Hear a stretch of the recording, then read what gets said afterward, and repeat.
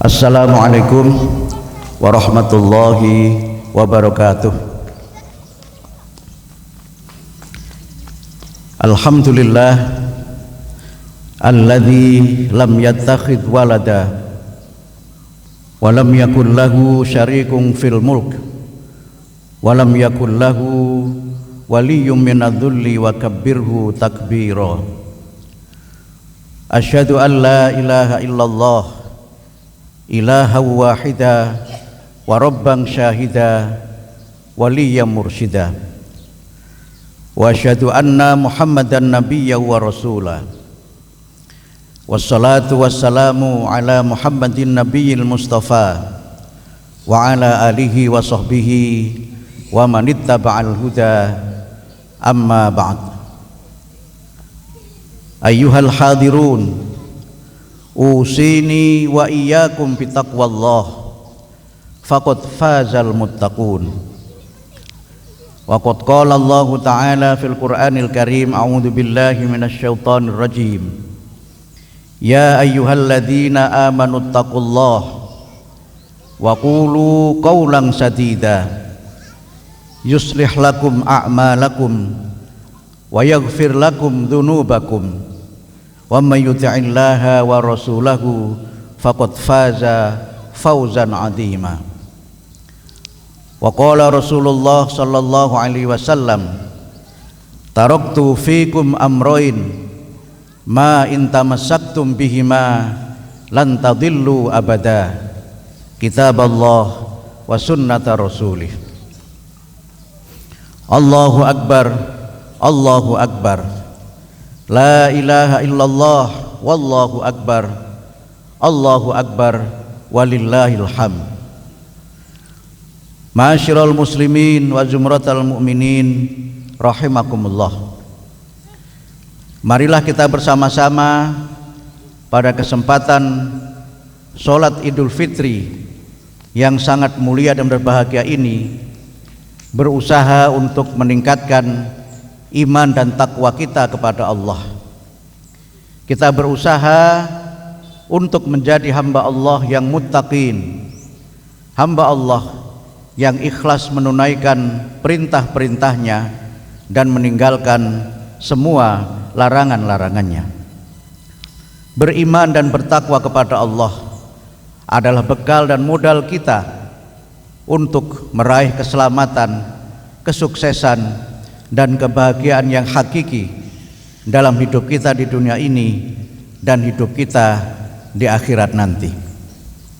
Allahu akbar, Allahu akbar, la ilaha illallah, wallahu akbar, Allahu akbar, walillahil hamd.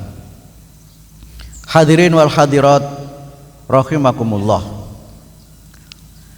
Melaksanakan sholat Idul Fitri seperti yang kita laksanakan pada pagi hari ini sesuai dengan perhitungan hisab hakiki wujudul hilal bukanlah merupakan amalan bid'ah, tetapi merupakan pengamalan atas Al-Quran dan As-Sunnah. Allah berfirman di dalam Al-Quran surah Ar-Rahman yang di dalamnya mengisyaratkan kepada kita tentang bagaimana kita memperhatikan ciptaan Allah, yaitu matahari, bumi, dan bulan, dan kemudian kita mengembangkan ilmu hisab dan perhitungan yang berkaitan dengan waktu dan perhitungan yang berkaitan dengan kalender serta perhitungan yang berkaitan dengan pelaksanaan ibadah. Di dalam surat Ar-Rahman Allah berfirman, Ar-Rahman 'allamal Qur'an, khalaqal insan, 'allamahul bayan, asy-syamsu wal qamaru bihusban. Ar-Rahman, demi Allah Tuhan yang Maha Pemurah, Tuhan yang telah mengajarkan kepada manusia Al-Quran, dan Tuhan yang telah menciptakan manusia, dan Tuhan yang telah memberikan pendidikan dan pelajaran kepada manusia. Asy-syamsu wal qamaru bihusban, dan Tuhan yang telah menciptakan matahari dan bulan sebagai perhitungan atau hisab. Sejalan dengan firman Allah di dalam surat Ar-Rahman, di dalam surah Yunus ayat yang kelima, Allah berfirman, huwallazi ja'ala asy-syamsa dhiya'a wal qamara nura wa qaddarahu manazila lita'lamu 'adadas sinina wal hisab ma khalaqallahu dzalika illa bil haqq yufassilul ayati liqaumi ya'lamun. Dialah Allah yang telah menjadikan matahari bersinar dan menjadikan bulan bercahaya, dan Allah menetapkan manzilah, menetapkan orbit atas matahari dan bulan itu, lita'lamu 'adadas sinina wal hisab, agar kamu mengetahui kalender hitungan tahun dan agar kamu mengerti hitungan waktu. Ma khalaqallahu dzalika illa bil haqq. Allah tidak menciptakan yang demikian itu kecuali dengan tujuan dan dengan prinsip-prinsip kebenaran. Yufassilul ayat liqaumi ya'lamun. Allah menjelaskan ayat-ayatnya, menjelaskan kekuasaannya bagi hamba-hambanya yang berilmu. Berkaitan dengan peredaran matahari, bulan, dan waktu, Allah juga mengkaitkan waktu itu dengan pelaksanaan ibadah. Di dalam Al-Quran surah Al-Baqarah ayat 189 Allah berfirman, yas'alunaka 'anil ahillah qul hiya mawaqitu lin-nasi wal hajj walaysal birru bi an ta'tul buyuta min dhuhuriha walakinnal birra manittaqa wa atul buyuta min abwabiha wattaqullaha la'allakum tuflihun. Mereka bertanya kepadamu Muhammad tentang bulan sabit, tentang hilal. Katakanlah bahwa bulan sabit atau hilal itu adalah pertanda waktu bagi manusia dan pertanda dilaksanakannya ibadah haji. Bukanlah kebaikan itu kamu memasuki pintu dari belakang, tetapi kebaikan itu adalah kamu senantiasa bertakwa kepada Allah, dan hendaknya kamu masuk kepada pintu-pintu Baitullah itu min abwabiha, dari pintu-pintunya, dan bertakwalah kamu kepada Allah la'allakum tuflihun, agar kamu menjadi orang-orang yang berjaya, menjadi orang-orang yang menang.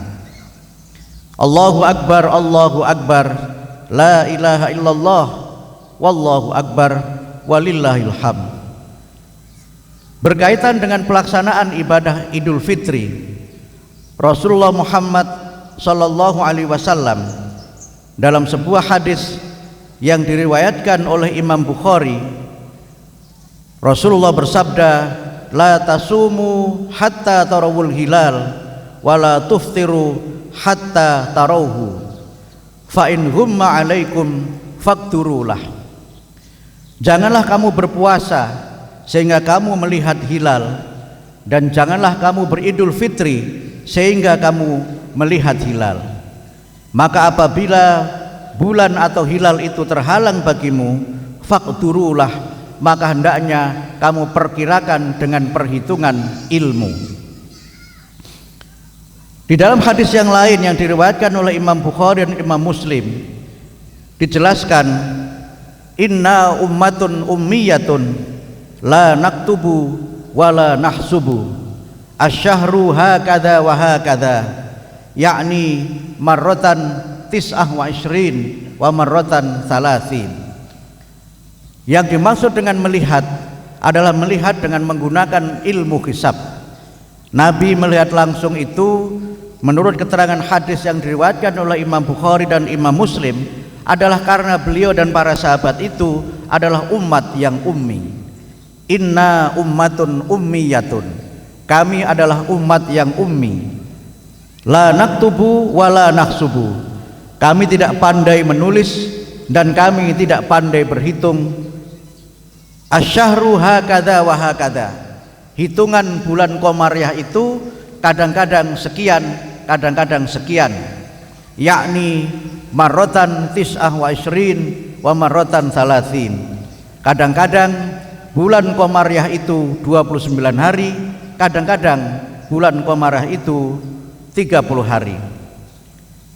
Oleh karena itulah jamaah rahimakumullah, apabila kita menggunakan ilmu hisab sebagai dasar dalam kita menetapkan waktu pelaksanaan sholat Idul Fitri, sebagai dasar dalam kita menetapkan awal Ramadan, dan sebagai dasar dalam kita menetapkan sholat Idul Adha, adalah amaliyah yang sesuai dengan Quran dan Sunnah, bukan merupakan bid'ah dan bukan merupakan amalan yang bertentangan dengan tuntunan dan syariat Islam.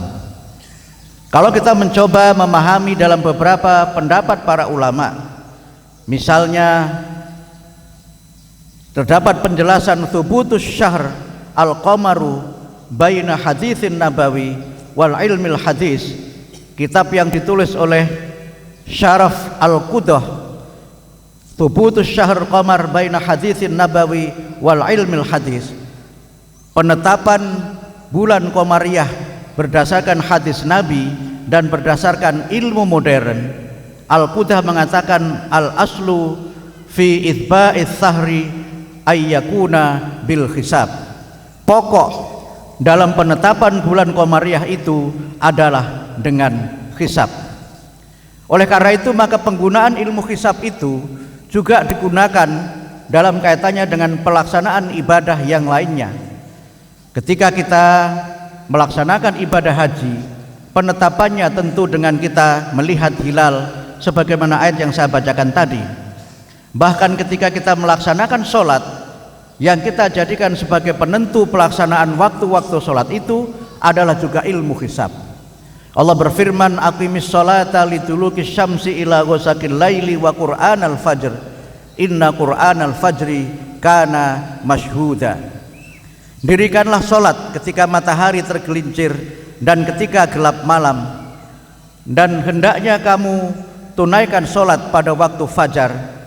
Sesungguhnya bacaan sholat fajar itu adalah bacaan yang disaksikan oleh para malaikat Allah.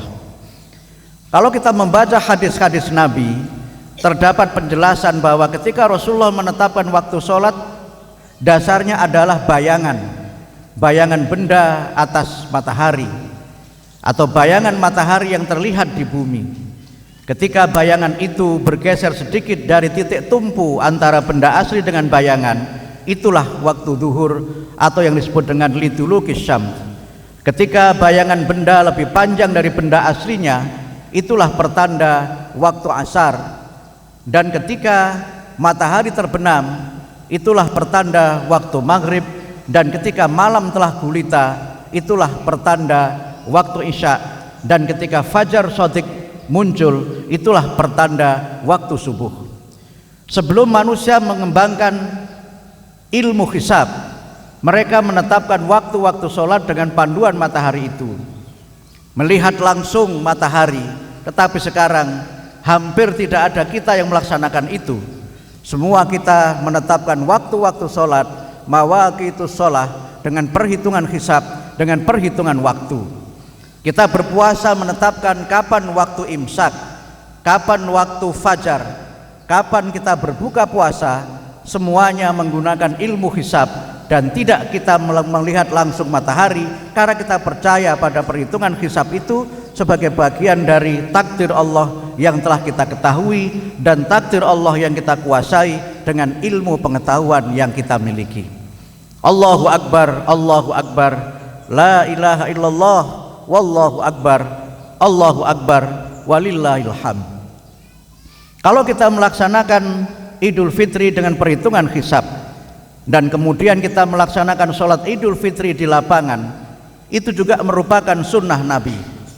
Sebagaimana riwayat Abi Sa'id Al-Khudri yang disebutkan di dalam Sahih Al-Bukhari, an Abi Sa'id Al-Khudri qala kana Rasulullah sallallahu alaihi wasallam yakhruju yaumal fitri wal adha ilal musalla. Dari Abi Sa'id Al-Khudri, dia berkata, sesungguhnya Rasulullah sallallahu alaihi wasallam keluar dari rumahnya untuk melaksanakan sholat Idul Fitri dan sholat Idul Adha di musola. Dalam beberapa kitab fikih disebutkan yang dimaksud dengan musola adalah tanah lapang atau lapangan yang terletak di sebelah timur laut kota Madinah. Dan kalau kita membaca beberapa keterangan fikih, misalnya di dalam kitab Fiqhus Sunnah yang ditulis oleh Said Sabiq, Rasulullah Muhammad hanya melaksanakan sholat Idul Fitri dan sholat Idul Adha di masjid ketika hujan yang tidak memungkinkan beliau untuk melaksanakan sholat di lapangan. Dan menurut keterangan Said Sabiq, selama 9 tahun Rasulullah Muhammad melaksanakan sholat Idul Fitri dan Idul Adha, hanya sekali beliau melaksanakan sholat di masjid karena hujan yang sangat lebat. Allahu Akbar, Allahu Akbar, la ilaha illallah, wallahu akbar, Allahu akbar, walillahil hamd. Ma'asyiral muslimin wa zumratal mu'minin rahimakumullah. Alhamdulillah, kita sekalian telah memasuki Idul Fitri dan telah menunaikan ibadah puasa kita dengan sempurna, menunaikan ibadah puasa kita 1 bulan penuh di bulan Ramadan, menunaikan ibadah-ibadah sunnah muakkadah, dan menunaikan zakat fitrah. Itu semua kita tunaikan sebagai bagian dari ibadah yang oleh Allah disyariatkan kepada kita sekalian umat manusia, agar kita manusia berada pada fitrah kita sebagai makhluk Allah yang mulia, dan pada fitrah kita sebagai makhluk Allah yang memiliki keunggulan dan keutamaan dibandingkan dengan makhluk Allah yang manapun juga. Allah berfirman di dalam Al-Quran surah Al-Isra ayat 70, walaqad karramna bani Adam wa hamalnahum fil barri wal bahr wa razaqnahum minat thayyibat wa faddalnahum ala katsirin mimman khalaqna tafdila. Dan sungguh Allah telah memuliakan Bani Adam, Allah telah memuliakan manusia, dan Allah mengangkat manusia itu di daratan dan di lautan. Allah memberikan kepada manusia rizki yang baik dan memuliakan manusia di atas makhluk Allah yang lainnya dengan kemuliaan, dengan kelebihan yang setinggi-tingginya. Allah menciptakan manusia sebagai makhluknya yang utama itu dengan fitrahnya. Secara umum ada 2 fitrah manusia. Yang pertama adalah fitrah jasmaniyah atau fitrah jasadiyah. Allah menciptakan manusia itu dengan fisik yang sempurna, dan manusia sebagai makhluk basyariah diciptakan oleh Allah dengan kelebihan-kelebihan fisik di atas makhluk Allah yang lainnya, sebagaimana firman-Nya di dalam surah At-Tin ayat yang keempat, laqad khalaqnal insana fi ahsani taqwim. Sungguh Allah telah menciptakan manusia itu dengan fisik yang sempurna. Fitrah manusia yang kedua adalah fitrah insaniyah atau manusia sebagai makhluk ruhaniyah. Fitrah insaniyah atau fitrah ruhaniyah itu dalam pemahaman saya atas beberapa ayat Al-Quran dan hadis Nabi, paling tidak ada 4 fitrah insaniyah atau fitrah ruhaniyah manusia itu. Yang pertama adalah fitrah beragama. Di dalam hadis Nabi disebutkan kullu mauludin yuladu alal fitrah fa abawahu yuhawwitanihi au yunassiranihi au yumajjisanihi. Setiap manusia lahir ke dunia dalam keadaan fitrah, dan orang tuanya, lingkungan masyarakatnya, akibat pendidikannya, akibat pergaulannya, manusia bisa saja berubah dari fitrahnya sebagai makhluk yang beragama Islam menjadi mereka yang beragama Yahudi, Majusi, Nasrani, atau pemeluk agama yang lainnya. Yang kedua, manusia itu memiliki fitrah intelektual atau fitrah akliyah, yang dengan itu manusia adalah makhluk yang berfikir. Dalam beberapa kajian filsafat disebutkan manusia itu adalah hayawanun natikun. Secara fisik manusia itu tidak berbeda dengan binatang, tetapi manusia berbeda dengan binatang karena akalnya. Manusia berbeda dengan hayawan karena kemampuannya berpikir menggunakan logika di dalam mereka bertindak. Kemudian fitrah insaniyah yang ketiga adalah fitrah kulubiyah atau fitrah yang berkaitan dengan kecerdasan emosional manusia. Manusia memiliki hati nurani, memiliki kolbu, memiliki fuad, dan memiliki lub, yang itu semua berkaitan dengan fungsi-fungsi emosional yang membuat manusia memiliki cita rasa seni yang tinggi. Kemudian fitrah yang keempat adalah fitrah kemanusiaan atau fitrah nafsiyah, yang dengan itu manusia memiliki dorongan, memiliki kekuatan, memiliki motivasi untuk melaksanakan sesuatu melebihi kemampuan fisiknya atau menggunakan kemampuan fisiknya itu untuk mencapai cita-cita yang mulia. Allah berfirman di dalam Al-Quran surah An-Nahl ayat 78, wallahu akhrajakum min butuni ummahatikum la ta'lamuna syai'a wa ja'ala lakumus sam'a wal absara wal afidah la'allakum tashkurun. Allah melahirkan kamu dari perut ibu kamu sekalian dalam keadaan tidak tahu apa-apa. Kemudian Allah menjadikan bagimu pendengaran, menjadikan bagimu penglihatan, dan menjadikan bagimu hati, la'allakum tashkurun, agar kamu sekalian bersyukur kepada Allah. Allahu Akbar, Allahu Akbar, la ilaha illallah, wallahu akbar, Allahu Akbar, walillahil hamd. Agar manusia senantiasa berada pada fitrahnya sebagai makhluk yang utama, sebagai makhluk yang beragama, sebagai makhluk yang berfikir, dan sebagai makhluk yang punya kepekaan nurani dan manusia memiliki motivasi yang tinggi. Allah menurunkan syariatnya bagi umat manusia. Allah menurunkan syariat sebagai jalan, sebagai panduan agar manusia berada pada jalan yang lurus, ala siratim mustaqim. Allah menurunkan syariatnya agar manusia mengembangkan potensi, mengembangkan fitrahnya, sehingga dengan potensi dan fitrah itu manusia bisa membangun peradaban yang mulia. Manusia dengan kemampuan fitrahnya itu bisa mengembangkan ilmu pengetahuan. Manusia dengan kemampuan fitrahnya itu bisa mengembangkan seni dan budaya, dan manusia dengan fitrahnya itu bisa menciptakan kesejahteraan dalam kehidupannya. Itu semua dimungkinkan karena dengan ilmunya manusia bisa menjadikan alam semesta ini, anugerah Allah yang berupa kekayaan alam ini, menjadi sumber rezeki. Dengan akalnya dan kreativitasnya manusia bisa menjadikan anugerah Allah berupa apapun yang mawujud di alam semesta ini sebagai bagian dari mereka mengembangkan berbagai macam kegiatan ekonomi. Kesejahteraan kita secara ekonomi dalam banyak hal ditentukan oleh ketinggian ilmu pengetahuan yang kita miliki. Dalam teori ekonomi, dulu orang berbicara mengenai natural based economy, ekonomi yang bergantung sepenuhnya kepada kekayaan alam. Tapi seiring dengan waktu, ekonomi sekarang bergeser dari natural based economy ke arah knowledge based economy. Ekonomi yang konstruksi utamanya, dasar utamanya adalah ilmu pengetahuan. Dengan ilmu pengetahuan itu manusia bisa menciptakan teknologi yang canggih, menciptakan teknologi yang tinggi, dan sekarang banyak hal menyangkut penguasaan rizki ditentukan oleh sejauh mana kita menguasai teknologi.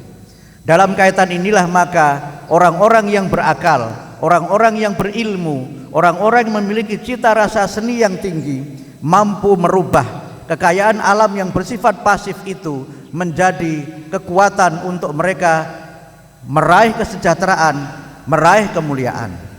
Dengan kekuatan ilmunya manusia bisa menaklukkan alam, bisa merubah keadaan alam yang mungkin serba sulit bagi mereka, tetapi alam yang sulit itu dengan kekuatan ilmunya, dengan kekuatan seni yang mereka miliki bisa dirubah menjadi keunggulan-keunggulan yang memungkinkan manusia memanfaatkan kekayaan alam, potensi alam betapapun sangat kecil menjadi potensi yang sangat besar dalam rangka meningkatkan kesejahteraan. Peradaban manusia sejak zaman dahulu sampai sekarang ditentukan oleh bagaimana manusia menguasai ilmu, bagaimana manusia menguasai teknologi, dan menjadikan ilmu pengetahuan dan teknologi itu tidak hanya sebagai bukti kekuatan peradaban yang mereka miliki, tetapi juga sebagai sarana untuk mereka meraih kesejahteraan dalam kehidupan di dunia ini. Tetapi kemudian kehidupan material, kehidupan kesejahteraan secara ekonomi itu akan punya nilai, akan punya makna apabila didasari oleh akhlakul karimah dan nilai-nilai yang utama. Kepemilikan materi itu hanya akan berhenti menjadi sesuatu yang bersifat materialistis belaka, bahkan bisa menjebak manusia kepada kehidupan yang serba materi kalau tidak didasari oleh kekuatan dan oleh nilai-nilai yang utama. Allah memerintahkan kepada kita untuk senantiasa meraih keselamatan, meraih kesuksesan dalam hidup kita di dunia dan kehidupan kita di akhirat. Di dalam surah Al-Qasas ayat 77 Allah berfirman, "Wabtaghi fima ataqallah ad-darul akhirah wa la tansa nasibaka minad dunya wa ahsin kama ahsanallahu ilaik wa la tabghil fasad fil innallaha la yuhibbul mufsidin." Dan hendaknya kamu cari dengan anugerah Allah yang telah diberikan kepadamu kebahagiaan kehidupan akhirat, tetapi jangan engkau lupakan, jangan engkau tinggalkan bahagianmu dalam kehidupan dunia. Hendaknya kamu senantiasa berbuat ihsan, berbuat baik sebagaimana Allah telah berbuat yang terbaik bagi kamu sekalian, dan jangan kamu membuat kerusakan di muka bumi, karena sesungguhnya Allah tidak mencintai, tidak menyukai orang-orang yang membuat kerusakan di muka bumi. Karena itulah maka ma'asyiral muslimin mazumratal mu'minin rahimakumullah, ketika Islam memerintahkan kita untuk meraih kehidupan dunia, kesejahteraan material, kuncinya adalah dengan menguasai ilmu pengetahuan. Kalau kita ingin meraih keselamatan dalam kehidupan di akhirat, kuncinya adalah bagaimana kepemilikan materi yang kita raih di dunia ini kita gunakan untuk kepentingan ukhrawi. Meraih semuanya dengan ilmu adalah sebagaimana ditekankan oleh Ali bin Abi Thalib, "Man aradad dunya fa'alaihi bil ilmi wa man aradal akhirah fa'alaihi bil ilmi wa man aradahuma fa'alaihi bil ilmi." Barang siapa yang ingin meraih kesuksesan dunia, kuncinya adalah ilmu. Barang siapa yang ingin meraih kesuksesan akhirat, kuncinya adalah ilmu. Dan barang siapa yang ingin meraih sukses dunia dan akhirat, kuncinya adalah ilmu. Karena itulah maka kaum muslimin wal muslimat rahimakumullah, bekal kehidupan akhirat itu bisa kita raih pertama dengan kita senantiasa beribadah kepada Allah, karena ibadah itu adalah syariat Allah agar kita menjadi manusia yang kembali kepada fitrah kita, manusia yang bersih dari segala dosa. Qad aflaha man zakkaha wa qad khaba man dassaha. Sungguh beruntung orang yang mensucikan jiwanya, dan sungguh merugi orang yang mengotori jiwanya. Yang kedua, bekal akhirat bisa kita raih dengan memperbanyak sedekah, memperbanyak infak, menggunakan harta yang kita miliki untuk kepentingan perjuangan fi sabilillah. Di dalam Islam paling tidak terdapat 6 filantropi atau sumber dalam kegiatan ekonomi, dakwah dan perjuangan umat Islam.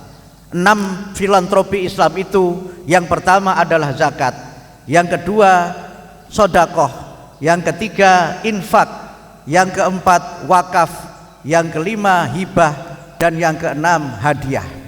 Kalau umat Islam itu menjadikan 6 prinsip dalam filantropi Islam ini sebagai bagian dari kehidupan kita sehari-hari dan sebagai karakter manusia yang bertakwa, insya Allah umat Islam ini akan menjadi umat yang maju, menjadi umat yang berjaya.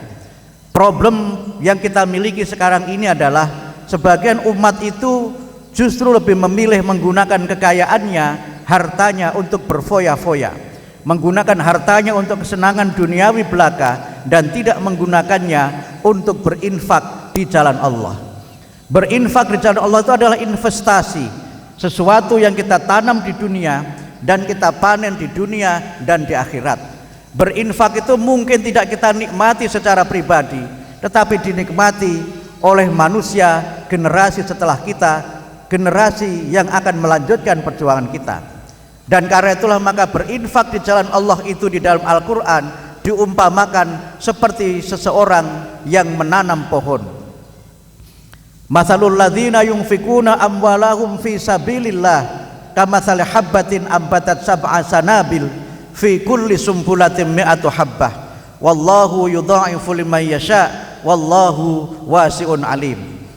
Perumpamaan orang-orang yang menafkahkan hartanya di jalan Allah itu adalah seperti mereka yang menanam 1 biji, yang biji itu kemudian tumbuh menjadi sebatang pohon yang pohon itu memiliki 7 cabang dan setiap cabang memiliki 100 biji.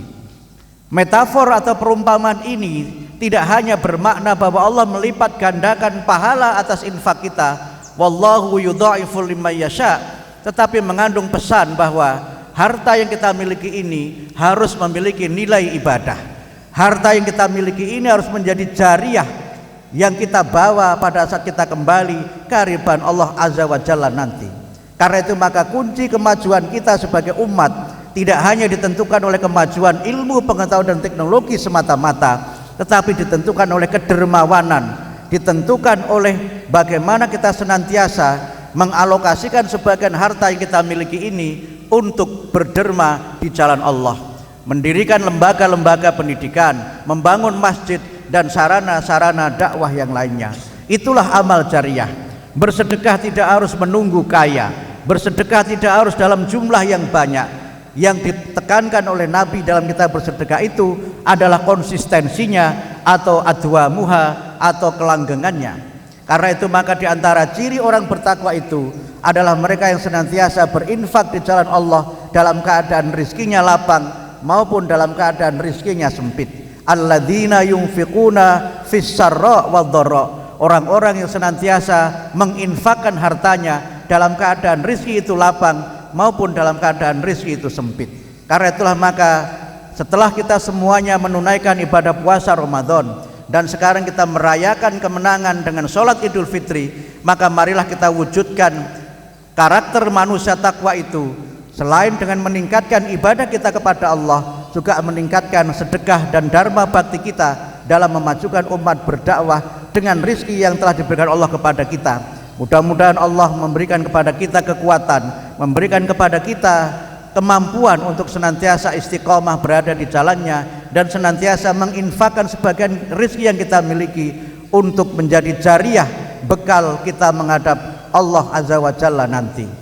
Mudah-mudahan kita sekalian termasuk hamba Allah yang muttaqin, hamba Allah yang kembali kepada fitrah kita, dan hamba Allah yang senantiasa istiqomah melaksanakan syariat Allah.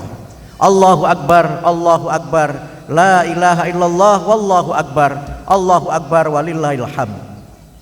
Ma'asyiral muslimin wa zumratal mu'minin rahimakumullah. Tahun ini kita merayakan Idul Fitri yang berbeda dengan sahabat-sahabat kita sebagian kaum muslimin di tanah air kita.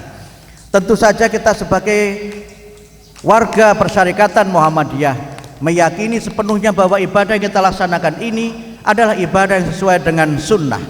Ibadah kita laksanakan adalah ibadah yang memiliki landasan Al-Quran dan As-Sunnah. Karena itu kita tidak perlu ragu-ragu dengan apa yang sudah kita laksanakan pada kesempatan ini.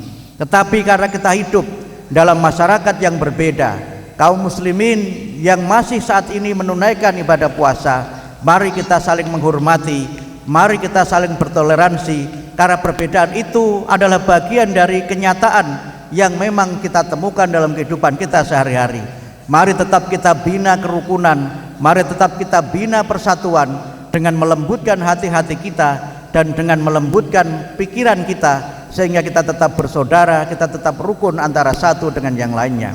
Perbedaan ini adalah wilayatul ikhtilaf, merupakan wilayah ikhtilaf yang terjadi karena perbedaan ijtihad, bukan karena perbedaan pokok di dalam beragama, tapi karena perbedaan furuk di dalam beragama. Karena itu maka warga Persyarikatan Muhammadiyah hendaknya menjadi kekuatan masyarakat, kekuatan Islam yang senantiasa membawa pesan rukun, membawa pesan damai, toleransi yang sejati. Karena itu adalah bagian dari apa yang diajarkan oleh Nabi. Beragama yang baik adalah beragama yang hanifiyah, beragama yang lurus, dan beragama yang samhah, beragama yang toleran, beragama yang tidak berlebih-lebihan, tidak berguluwun fil ibadah, dan juga tidak beragama yang reduksionis atau taksirun fil ibadah, tapi beribadah yang sesuai dengan syariat. Mudah-mudahan Allah menerima seluruh ibadah kita, dan mudah-mudahan kita sekalian senantiasa diberikan hidayah Allah, rahmat dan inayahnya, sehingga kita senantiasa istiqomah dengan iman dan Islam sampai akhir hayat kita. Marilah kita bersama-sama berdoa, memohon kepada Allah, semoga doa dan permohonan kita dikabulkan olehnya. Allahumma ighfir lil muslimina wal muslimat wal mu'minina wal mu'minat al ahya'i minhum wal amwat. Rabbana ighfir lana wa li ikhwanina alladzina sabaquna bil iman wa la taj'al fi qulubina ghillan lil ladzina amanu Rabbana innaka raufur rahim. Allahumma inna na'udzubika min jahdil bala wa tarkis syaqa wa su'il qada wa syamatatil a'da. Allahumma arinal haqqa haqqan warzuqna ittiba'ah wa arinal batila batilan warzuqna ijtinabah. Allahumma imanan bika wa tasdiqan bi kitabika wa wafa'an bi ahdika wa ittiba'an li sunnati nabiyyika Muhammadin sallallahu alaihi wasallam. Allahumma inna nas'alukal afwa wal afiyah wal mu'afatad daimah fid dini wad dunya wal akhirah wal fawza bil jannah wan najata minan nar. Allahumma inna nas'aluka ilman nafi'a wa amalan mutaqabbala wa rizqan wasi'an halalan thayyiban. Allahumma inna nas'aluka salamatan fid din wa afiyatan fil jasad wa ziyadatan fil ilmi wa barakatan fil rizqi wa taubatan qablal maut wa rahmatan indal maut wa maghfiratan ba'dal maut wa hawwin alaina fi sakaratil maut wan najata minan nar wal afwa indal hisab. Rabbana la tuzigh qulubana ba'da idh hadaitana wa hab lana min ladunka rahmah innaka antal wahhab. Rabbana hab lana min azwajina wa dhurriyyatina qurrata a'yun waj'alna lil muttaqina imama. Rabbana atina fid dunya hasanah wa fil akhirati hasanatan wa qina adzaban nar. Subhana rabbika rabbil izzati amma yasifun wa salamun alal mursalin walhamdulillahi rabbil alamin. Wassalamu alaikum warahmatullahi wabarakatuh.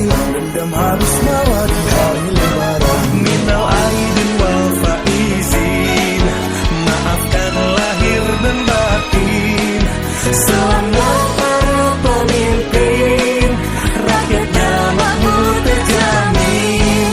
Minal aidin wal faizin, maafkan lahir dan batin. Selamat para pemimpin, rakyatnya